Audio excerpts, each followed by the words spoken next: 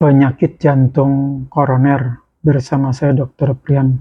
Penyakit jantung koroner adalah gangguan fungsi jantung karena berkurangnya aliran darah ke dinding jantung akibat terjadinya penyumbatan atau penyempitan pembuluh darah jantung. Penyumbatan atau penyempitan ini terjadi karena adanya penumpukan lemak pada dinding dalam pembuluh darah jantung. Hal ini bisa mengakibatkan terjadinya henti jantung. Faktor-faktor risiko untuk terjadinya penyakit jantung koroner dibagi dua bagian besar. Yang pertama adalah faktor-faktor yang tidak bisa kita ubah, yaitu usia. Dimana semakin tua usia, maka semakin besar kemungkinan terserang penyakit jantung. Kemudian jenis kelamin, dimana pada pria lebih banyak terserang penyakit jantung dibandingkan wanita. Kemudian riwayat keluarga, jadi ada salah seorang tua atau anggota keluarga lain yang juga menderita penyakit jantung atau terkena serangan jantung, maka lebih besar anggota keluarga lainnya untuk terkena penyakit jantung juga, terutama kalau pada pria kurang dari 55 tahun atau pada wanita kurang dari 65 tahun sudah terkena atau terserang penyakit jantung. Lebih besar kemungkinan untuk keluarga juga terserang penyakit jantung. Yang kedua adalah faktor-faktor yang bisa kita ubah, yaitu merokok, kemudian gaya hidup yang kurang gerak, jarang olahraga, jarang aktif, kemudian pola makan yang banyak makan makanan berlemak, junk food, tinggi garam, tinggi gula, goreng-gorengan, kemudian adanya penyakit-penyakit yang sudah diderita oleh pasien, yaitu penyakit darah tinggi atau hipertensi, kencing manis atau diabetes mellitus, lemak tinggi, kolesterol tinggi, juga obesitas atau kegemukan, dan juga faktor stres juga berperan untuk terjadinya penyakit jantung. Jadi kita lihat bahwa penyakit jantung koroner biasanya merupakan kelanjutan atau merupakan komplikasi dari penyakit-penyakit yang sudah diderita oleh pasien sebelumnya. Gejala penyakit jantung koroner adalah nyeri dada, terutama di dada kiri, yang bisa menyebar ke leher, ke lengan kiri, dan ke punggung. Nyeri juga bisa dirasakan di ulu hati yang menyebar ke dada, sehingga seringkali disangka sebagai penyakit mah atau lambung. Kemudian ada rasa berat di dada, rasa dada seperti ditekan, panas dada, rasa tidak enak di dada, jantung berdebar-debar, denyut jantung tidak beraturan, sesak nafas, mual, muntah, keringat dingin, dan rasa capek atau cepat lelah yang berlebihan. Faktor pencetus terjadinya serangan jantung atau nyeri dada adalah kegiatan fisik yang berlebihan, olahraga terlalu berat, emosi berlebih atau kaget, sesudah makan banyak, sesudah hubungan seksual, dan juga cuaca dingin. Itulah kenapa kita seringkali mendengar terjadinya serangan jantung setelah olahraga berat atau setelah aktivitas berat, karena emosi yang berlebihan, setelah makan, setelah hubungan seksual, atau serangan jantung sering terjadi pada pagi hari menjelang subuh, karena saat itu cuaca sedang dingin-dinginnya. Untuk pemeriksaan penyakit jantung, yang pertama adalah dengan EKG atau rekam jantung atau elektrokardiografi, yaitu untuk mengukur aktivitas listrik jantung.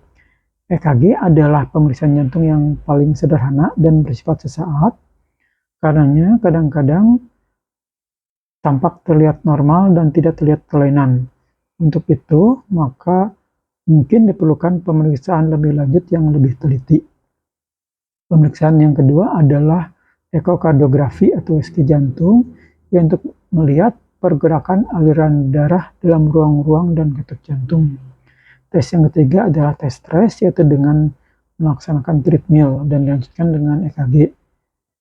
Kemudian CT scan jantung. Dan pemeriksaan yang lain adalah kateterisasi jantung. Kateterisasi jantung ini adalah untuk melihat tempat penyempitan atau penyumbatan pada pembuluh darah jantung. Penanganan pada pasien dengan penyakit jantung koroner adalah dengan melaksanakan pola makan sesuai dengan penyakit-penyakit yang sudah diderita sebelumnya, sesuai dengan pola makan untuk penyakit hipertensi atau darah tinggi, kencing manis, lemak tinggi, dengan juga meminum obat-obatan untuk penyakit tersebut secara teratur sesuai dengan resep dokternya. Kemudian hindari makanan-makanan yang berlemak, yang tinggi garam, yang manis, atau ganti dengan gula pengganti.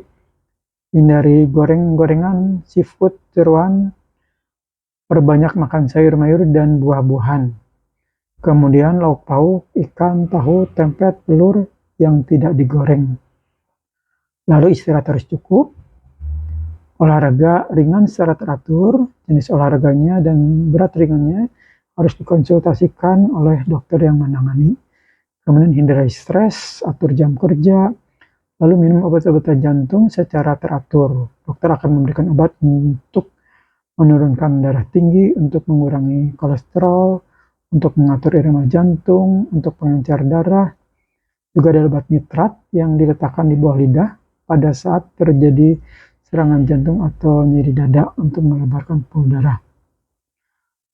Penanganan terakhir adalah dengan operasi, yaitu dengan memasang ring untuk melebarkan pembuluh darah yang menyempit, atau dengan bypass, yaitu dengan membuat pembuluh darah baru untuk menggantikan pembuluh darah yang tersumbat.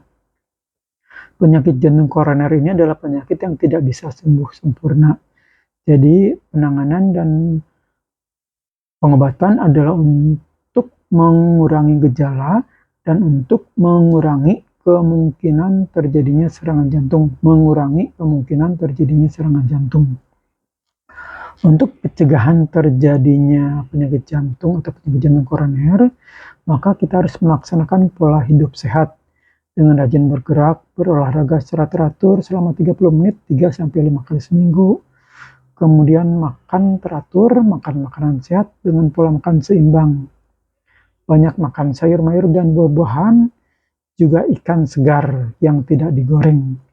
Kemudian hindari makan makanan yang tinggi garam, yang tinggi gula, atau ganti dengan gula pengganti, makanan yang tinggi lemak, daging merah, gorengan, jeroan, seafood.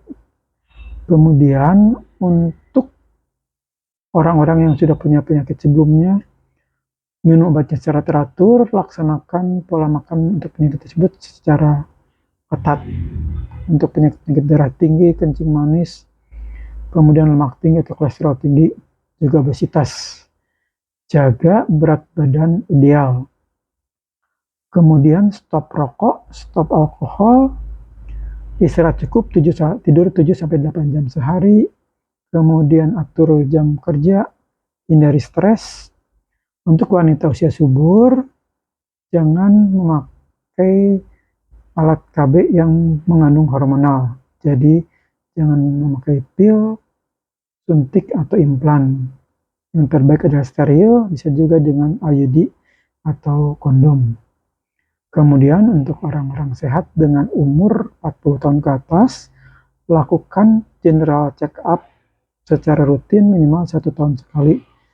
Jadi medical check up secara rutin setahun sekali untuk orang sehat. Tapi kalau untuk orang sudah punya penyakit tentu harus dilakukan lebih sering lagi, sehingga kita bisa mendeteksi secara dini kalau ternyata kita punya gangguan atau penyakit-penyakit tertentu. Nah, dengan melaksanakan hal ini, mudah-mudahan kita bisa terhindar dari penyakit jantung koroner, atau kalau sudah menderita penyakit jantung koroner, minimal kita bisa meminimalisir kemungkinan terjadinya serangan jantung.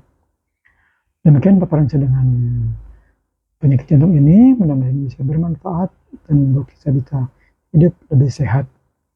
Terima kasih atas perhatiannya dan salam sehat.